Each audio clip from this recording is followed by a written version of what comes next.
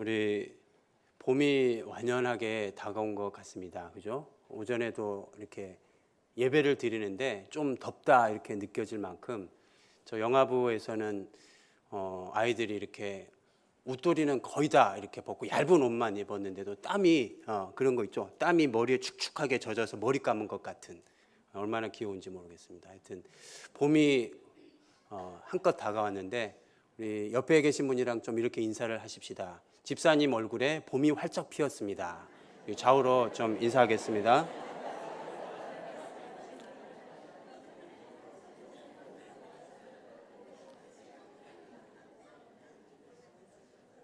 네, 앞에서 이렇게 보니까 정말 여기는 또 하얀 목련 같아요. 목련. 네, 봄이 활짝 펴서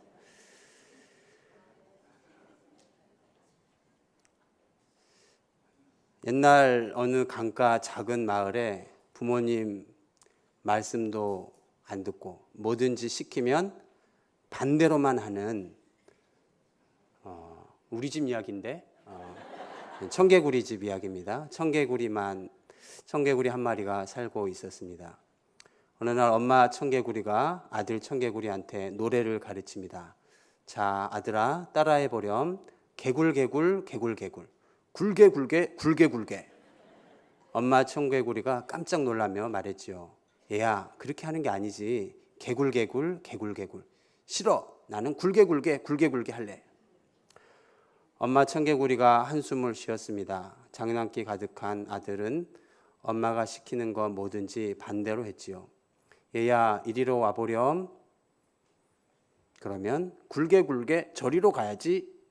얘야, 그만 자자 하면 굴개굴개 얼른 일어나야지. 엄마가 병들어 죽게 되자 이 녀석이 시키는 것마다 다 반대로 하니까 마지막 유언을 남기기를 이 엄마가 죽으면 냇가에 묻어다오. 냇가에 묻어라고 시키면 어디다? 산에다 묻을 것을 예상을 하고 일부러 냇가에 묻어달라고 반대로 말했는데 이 아들 청개구리가 엄마의 마지막 유언, 마지막 부탁이니까 어디다 묻습니까? 냇가에 엄마를 무덤을 만들고 비만 오면 무덤이 떠내려갈까 개굴개굴 울었다는 참 은혜가 풍성한 가슴 아픈 이야기 다 알고 있는데요. 청개구리 엄마가 동화 속 이야기지만 마지막으로 한 말이니까 그것만큼은 엄마의 유언이니까 그것만큼은 지켜야겠다. 그 마음으로 아들 청개구리가 그때만큼은 엄마의 말씀을 그대로 따라서 냇가에 엄마의 무덤을 만들었다는 이야기죠. 오늘 본문을 보면 예수님께서 제자들에게 그리고 오고 오는 세대 속에 주님을 믿고 따르는 모든 성도들에게 유언과 같은 말씀을 남기셨다. 우리 한번 19절, 20절이 바로 그 예수님의 유언과 같은 명령인데요. 한 번 더 읽어보겠습니다. 19절, 20절입니다. 시작. 그러므로 너희는 가서 모든 민족을 제자로 삼아 아버지와 아들과 성령의 이름으로 세례를 베풀고 내가 너희에게 분부한 모든 것을 가르쳐 지키게 하라. 볼지어다 내가 세상 끝날까지 너희와 항상 함께 있으리라 하시니라. 이 말씀은 우리가 흔히들 예수님의 명령이 많이 있는데 그 중에서도 가장 큰 명령이라고 해서 무슨 명령이라고 부릅니까? 네, 오늘은 제가 PPT 몇 장을 좀 준비를 해왔는데요. 혹시 방송실 가능하면 한번 띄워주시면 이 마태복음 28장 우리가 읽은 18절로 20절 말씀을 무슨 명령이다? 지상명령. 예, 한번 눌러주세요. 준비 많이 했죠? 예. 이 지상명령을 한자로 벌써 사인이 안 맞았습니다. 한자로 보면 무슨 뜻인가? 무슨 뜻이죠? 지상이? 땅지자에 윗상자일 줄 알았는데 그게 아니고요. 열어주시니까 이를 짓자, 지극할 짓자라고 해서 지상, 지극히 큰 명령이다. 그래서 영어로는 The Great Commission, 정관사 더를 붙여서 명령 중에 이 지극히 큰 명령은 하나밖에 없다라고 해서 그것을 가리키는 정관사 더를 붙여서 The Great Commission, 지극히 큰 명령이 뭐냐? 다음 화면을 보면 그것이 우리가 읽은 19절에서 20절 말씀입니다. 근데 우리가 읽은 19절에서 20절 말씀을 가만히 보면 예수님이 시키신 명령에 동사가 뭐뭐 해라, 뭐뭐 해라, 이 동사가 몇 개가 나옵니까? 네, 다 가르쳐 주죠. 네, 4개가 나오죠, 4개가. 한번 거기 화면에도 스크린에도 있는데요. 뭐가 있습니까? 너희는 가라는 말이고, 또 제자를 삼아, 그리고 세례를 베풀고, 그리고 20절에 가르쳐 지키게 하라. 근데 이제 우리가 한국어 성경에도 확인할 수 있지만 영어 성경이랑 원문인 헬라어 성경에서는 이 문장의 구조가 더 선명해지는 것을 볼 수 있는데, 이 4개의 동사 중에서 하나는 본동사고 나머지 3개는 그 본동사를 수식하는 분사다. 저 양반이 지금 안 그래도 졸린데 뭘 분사 구문을 또 얘기를 하나. 예. 쉽게 말하면 4개의 동사 중에서 뼈대를 이루는 동사는 하나이고 나머지 3개는 그 뼈대를 수식하는 부가적인 분사, 수식어다라는 거죠. 그 4개 중에서 가장 뼈대가 되는 본동사는 뭘까요? 네, 눈치채셨군요. 뭘까요? 크게 제자를 삼으라는 거예요.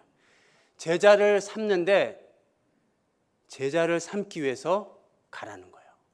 세례를 베푸는데 뭐 하기 위해서? 예수님의 제자를 세우기 위해서 세례를 주고, 가르쳐 지키는 궁극적인 목적은 뭐다? 예수님의 제자를 세우는 것이다. 그래서 나머지 3개는 분사 구문으로, 분사로 다 되어 있고, 본동사는 make disciple, 제자를 만들어라, 제자를 삼아라 라고 되어 있는 것입니다. 오늘 예수님께서 제자를 삼아라, 모든 민족으로 제자를 삼으라, 이것이 2000년 전에 예수님이 제자들한테 당부하신 유언과 같은 명령, 지상명령이라고 할 때, 그렇다면 오늘을 살고 있는 우리는 모든 민족으로 제자를 삼으라는 그 말을 어떻게 순종할 수 있을까? 그것이 오늘 나에게는 밥을 짓고, 주부들에게는 아이를 보고, 또 출근을 하고, 월요일부터 금요일까지, 토요일까지 잔업하고 일을 해야 되는 이 바쁜 일과 속에 사는 현대의 그리스도인들한테 이 지상명령은 대체 어떤 의미인가? 그것을 좀 나누고 싶습니다. 특별히 제가 사역을 하는 대학가의 상황을 짧게 나누고 싶은데요.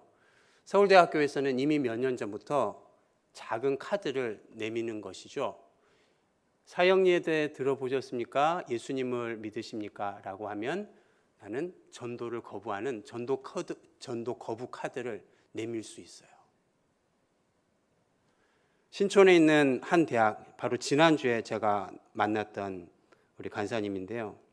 저희가 신학기 사역을 앞두고 각 캠퍼스 간사님들끼리 기획하고 또 사역의 아이디어들을 의논하는 가운데 그 신촌 대학가들이 많잖아요. 거기에는 이미 제가 읽어드리겠습니다. 직접 그 간사님이 보내주신 글입니다. 짧은 글을 읽어드릴게요. 신촌 우리 대학 앞 명물거리, 정문화 큰 거리 뒤편에는 모텔들이 즐비합니다. 모텔 건너편에는 헌팅바가 있고 바로 그 앞 편의점에는 임신 테스트기 판매라는 글귀가 문 앞에 크게 게시해 놓았습니다. 그날 만나서 그날 밤 모텔에서 성관계를 맺는 소위 원나잇이 빈번하게 이루어집니다. 연세대 온라인 커뮤니티에서는 즐거운 성생활 되세요 라는 인사말이 홈페이지 표지판에 쓰여 있습니다. 사랑한다면 성관계 맺을 수 있는 것은 당연히 존중받아야 될 권리라고 우리 청년들이 말하는 것이죠. 스마트폰에다가 헌팅 앱을 깔면 이 연세대학교 신촌 근접거리에 위치한 전혀 모르는 이성과 그날 만나서 그날 잠을 잘 수 있는 어플이 있습니다. 이 간사님이 만나는 학생들 가운데서도 이 헌팅 앱을 통해서 파트너를 바꿔가며 정기적으로 성관계를 맺는 대학생들이 있습니다. 여러분들 가운데 총학생회, 총여학생회 들어보셨을 텐데 이제 총여학생회가 폐지되고 있는 추세입니다. 왜 그런지 아실까요? 여성 인권, 이 페미니즘이 점점 더 이게 드러나고 있으면서 총여학생회라는 그 말이 여성의 역차별, 여성을 차별하는 단어다 해서 서울에 있는 주요 대학 가운데 가장 늦게 총여학생회가 폐지된 곳이 이곳 연세대이기도 합니다.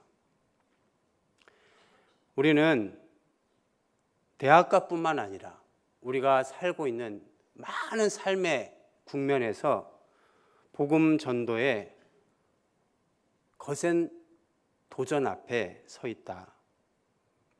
이러한 도전 앞에 우리는 어떻게 해야 할까요? 물러서야 하겠습니까? 아니면 더 기도하고 성령을 의지해서 열심히 때를 얻든지 못 얻든지 전도해야겠습니까? 전도해야죠. 디모데후서 4장 2절 말씀에 너는 말씀을 전파하라. 때를 얻든지 못 얻든지 항상 힘쓰라. 범사의 오래 참음과 가르침으로 경책하며 경계하며 권하라. 예수님은 너희는 가서 모든 족속으로 모든 민족으로 제자를 삼으라. 오늘날 이 모든 민족은 사실은 100년 전에 아프리카 토인이나 어떤 오지 산지에 사는 미전도 종족을 말하는 것이 아니라 우리와 똑같이 컴퓨터 앞에 앉아 있고 우리와 똑같이 스마트폰을 만지고 있는 현대인들 중에 예수를 모르는 사람을 향하여 제자를 삼으라고 지상명령을 위임하고 있는 것입니다. 잠깐 제가 캠퍼스에서 좀 하는 사역 사진들을 제가 몇 장만 준비했는데요. 무슨 이단 집회 같은데 입학식입니다. 오해하지 마시고 저희 캠퍼스 입학식 때 저희들이 입학식 때 가는 아이들, 들어오는 아이들, 다음 화면에 보면 또 나오는 아이들에게 이렇게 설문조사도 하고 또 복음 전하기도 하고, 다음 화면에요. 붕어빵이나 커피를 또 나누면서 복음을 전하고 또 이렇게 연락을 합니다.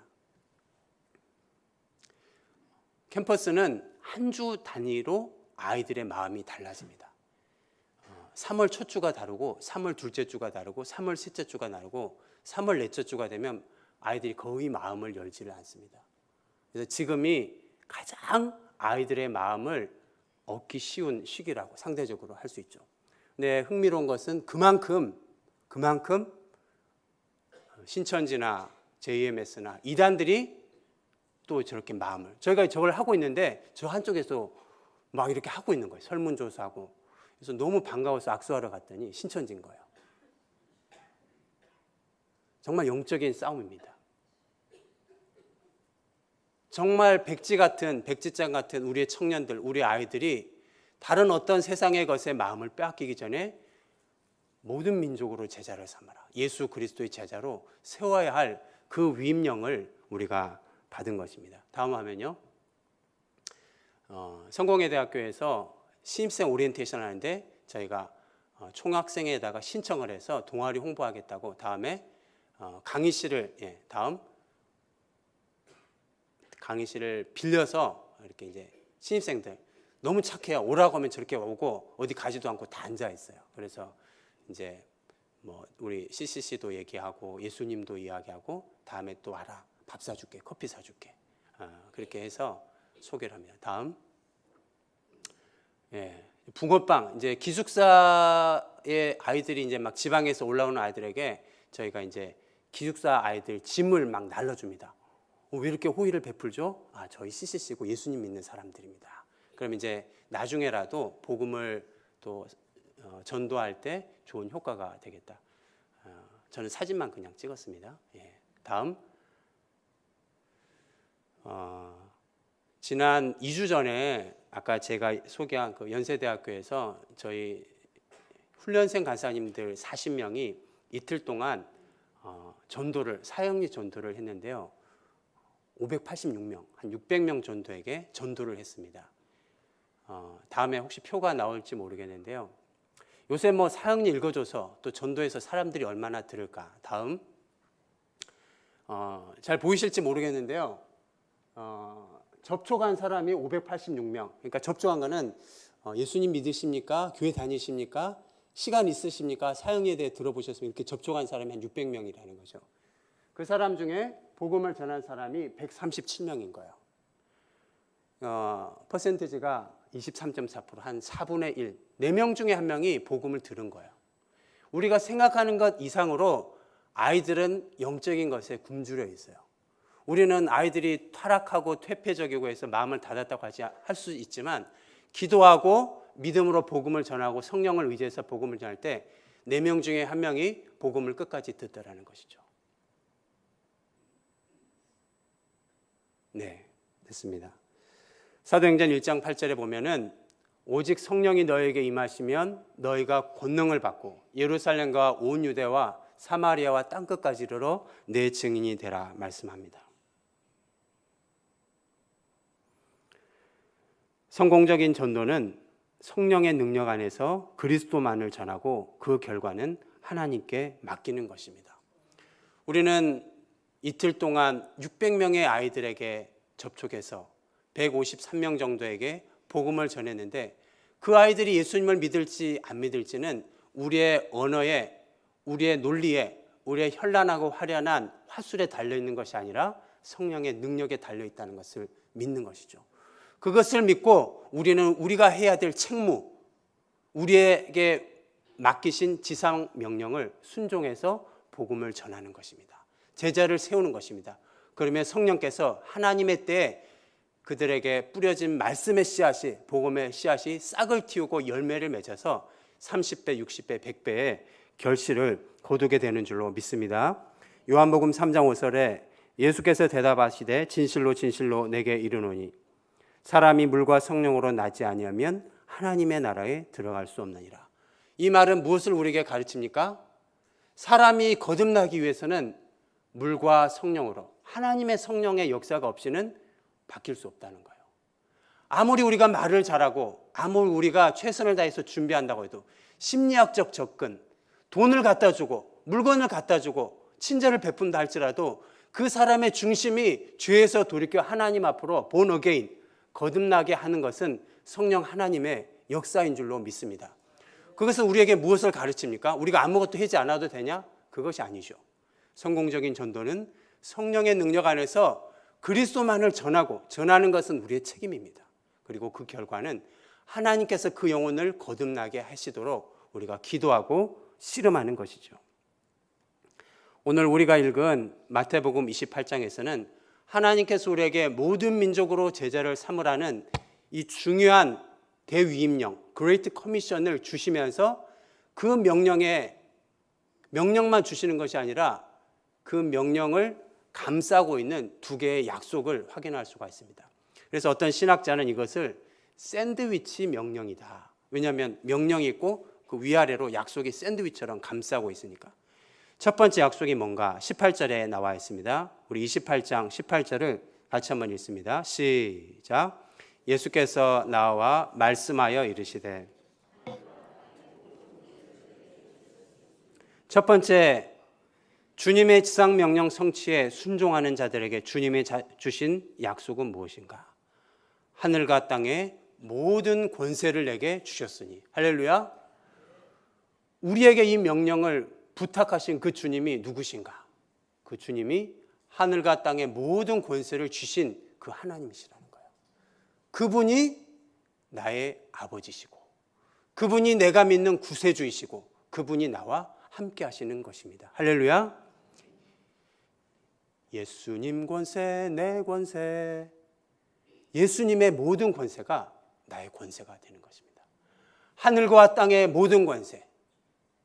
우리가 누구를 예로 들 수 있을까요? 재벌 삼성의 어떤 사장님이, 삼성의 회장이 어쩌다가 지나가는 나를 수양 아들로 삼았다. 그러면 그 모든 재산을 다 상속받는 권한이 우리에게 주어지는 것이죠. 하물며 하늘과 땅의 모든 권세를 주신 그 예수님께서, 그 하나님께서 우리를 자녀 삼아 주신 것입니다. 할렐루야. 요한복음 1장 12절에 영접하는 자 곧 그 이름을 믿는 자들에게는 하나님의 자녀가 되는 권세를 주셨으니. 아멘. 여러분은 하나님의 대위임령, 주님의 제자를 삼기 위해서 하나님이 주신 놀라운 약속이 있는데, 그것은 하늘과 땅의 모든 권세를 여러분에게 주셨다는 것입니다. 아멘이십니까? 기도로 우리가 이 권세를 사용할 수 있고, 기도로 우리가 이 권세를 발휘할 수 있고, 기도로 우리가 이 권세를 붙잡을 수가 있는 것이죠. 두 번째, 그러면 밑에 또 하나의 샌드위치 같은 약속은 무엇인가? 20절 말씀을 같이 읽겠습니다. 20절 시작. 내가 너희에게 분부한 모든 것을 가르쳐.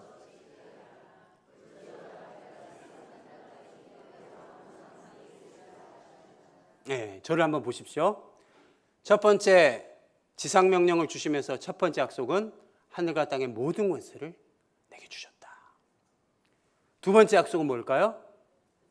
세상 끝날까지 너와 항상 함께 있으리라. 어린아이들을 키워본 분들이라면 그런 경험이 있을 텐데요. 아이가 울고 자지러지고 자빠질 때 쿠키를 주고 장난감을 쥐어줘도 안 될 만큼 자지러질 때 대안은 뭡니까? 엄마가 와야죠.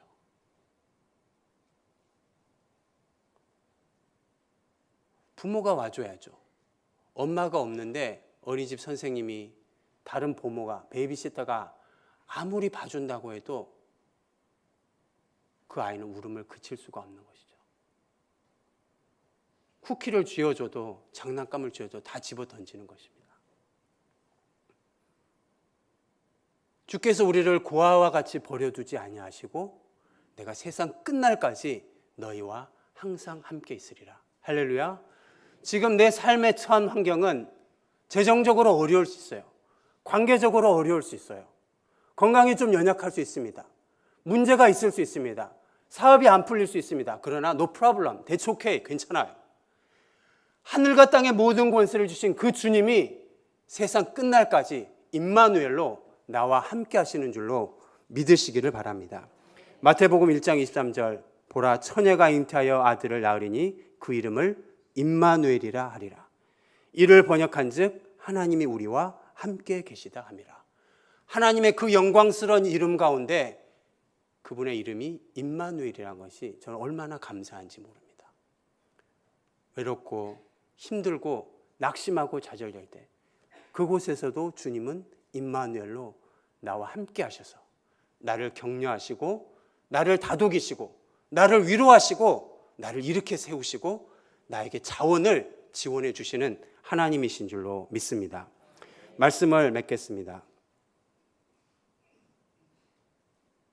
19세기 위대한 세계 선교를 주도했던 영국 교회, 오늘날 어떻게 되었을까요?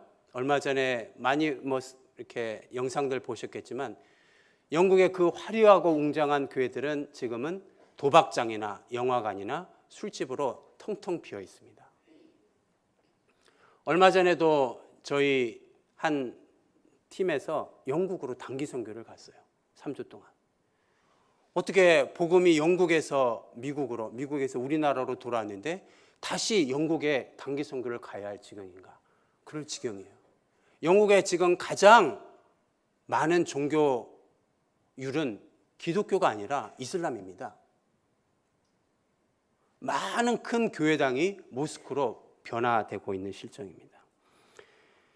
19세기에 위대한 세계 선교를 이끌었던 이 영국 교회, 유럽 교회가 독일, 프랑스, 이 유럽 교회가 텅텅 비는 이유가 무엇일까요? 어쩌면 그들은 그 당시 많은 선교사들을 온 세계 곳곳에 전역에 파송했는지 모릅니다. 공간적인 선교사는 많이 파송했는지 모르지만 시간적인 선교사, 뭡니까? 다음 세대를 세우는데 실패했다라는 일각의 선교학자들의 분석에 저는 동의합니다. 공간적인 선교사는 동시대에 이 나라 저 나라로 많이 파송했는데 정작 다음 세대를 세우는데 실패했다. 그 당시 19세기 다윈의 진화론, 자연주의 과학적 세계관이 무신론이 허무주의가 팽배할 때 자신의 자녀들을 세우는 시간적 선교사를 세우고 파송하는데 실패했다. 오늘날 2000년이 지났지만 예수님이 모든 민족으로 제자를 삼으라는 것은 예수님 당시의 제자들에게 뿐만 아니라 오늘을 살고 있는 현대 우리들에게도 여전히 유효한 명령인 줄로 믿습니다. 다음 세대를 세워야겠습니다.